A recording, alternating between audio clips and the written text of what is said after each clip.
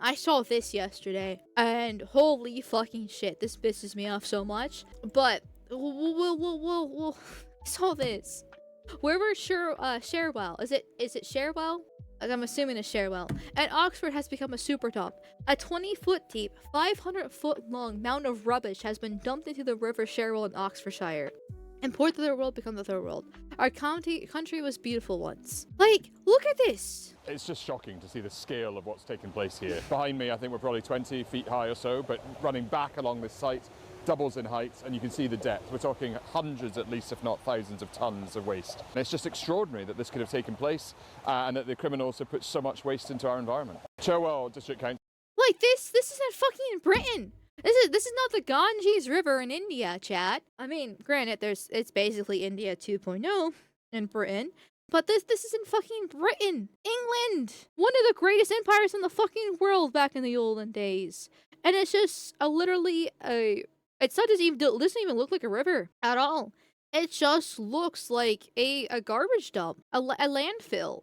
And this is in Britain, of all places. Of tons of waste. And it's just extraordinary that this could have taken place and that the criminals have put so much waste into our environment. Cherwell District Council officers who know the waste industry well have estimated that the cost of removing the enormous amount of waste here would be greater than the entire budget of Cherwell District Council. That's not something that local residents and taxpayers can afford, which is why I took the issue to government to say that we need urgent help. What's happening? So one, it's ridiculous, the fact that the local council can't actually afford to get rid of this. I get people have to pay, like, you have to obviously pay workers to do jobs because that's simply how the economy works. You should pay people for their labor. I'm not like a communist or anything like that, right? But if it's this bad, I feel like this should be a community effort. And not even community effort. I feel like people within, like, England should also come in and help too. Like, this should be a national emergency to clean this up, where people volunteer or some shit like that and actually fix it, because this is the state of your country that it's in. I know it's not that easy and that's not going to happen, and I don't think enough people are going to care about that exactly, because the thing is, it's not like it's the white British people's fault this has happened. It's not. It's the foreigners there. They have so many Pakistanis, Indians, just Middle Easterners in general, and from people from Nigeria, Africa. They have so many brownoids in their country at this point that it's ridiculous. And when you import the third world, you become the third world. This literally just looks like a section of the Ganges River. Because if you actually look at the waste map, and I should have pulled this up for a stream. I should have pulled this up for a stream, especially with the Indian Poop Festival, but I didn't think about that. If you look at the map of the world's waste, it all comes from India and China, but more specifically India. Especially if you look at the the map for it, where all the shit's at in the world, it's all around India as well. Like, it's clearly the foreigners who did this. This didn't happen 5 years ago before the Boris wave. Yes, they had the Pakistani rape gangs 5 years ago because they've been happening since the 70s. But it wasn't this bad before the Boris wave. This didn't happen 10 years ago or 20 years ago or even before the 70s, before the Pakistani rape gangs were coming in and shit like that. Like, this is a brand new phenomenon because you imported the third world, and so therefore you're becoming the third world. And this is just the consequences. And it's not even the British people's fault. The British people, for the Amerikanskis and like me, for the record, is they have voted against immigration every single time. Every single time they have voted against immigration for decades now. And yet they keep on bringing more and more and more in because the government doesn't actually care about you. Fun fact, by the way. Surprise! Who could have guessed this? And now they have all these Indians, all these brownoids, all these foreigners in the country, and their river looks like the Ganges.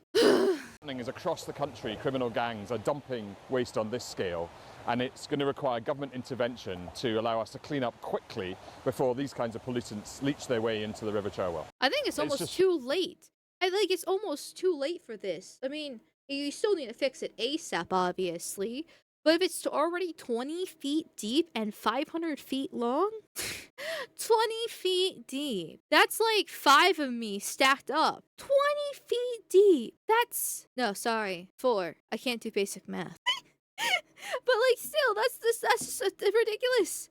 This is just astounding. I mean, it shouldn't be that surprising because I have been paying attention to the immigration within Europe in general, specifically Britain. But like, fuck, just to see that right by the highway too. Ugh. One more vote for will fix things, of course. Which they use to bring in more people. She's outed herself as 4 feet tall. I am 4'13". It's pretty impressive if you think about it, but then you consider the landmass of the non-white world. They're great at turning things to shit. Yes. There's no such thing as magic soil. Assimilation's a fucking myth.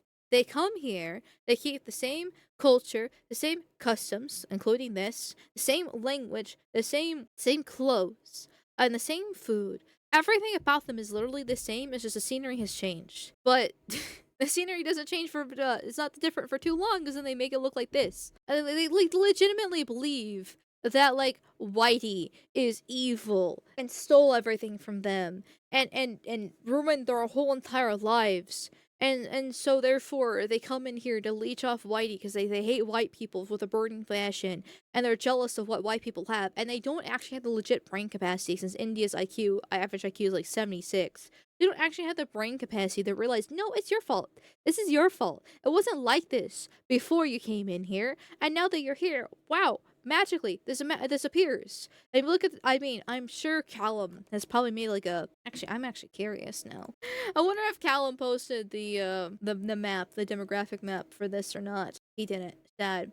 He's always really good at like this is an example of this, the immigration percentage map, and he just likes to post this every single time, especially when like an MP or some famous person complains about how racist people are, and then they live in like a 95% white majority white area, and then but if you actually look at the other areas in England and all the problems, is like, here we go, 30% people are white, English, Welsh, Scottish, and Northern Irish and British. Actually, this is literally an example of that if I actually read the tweet.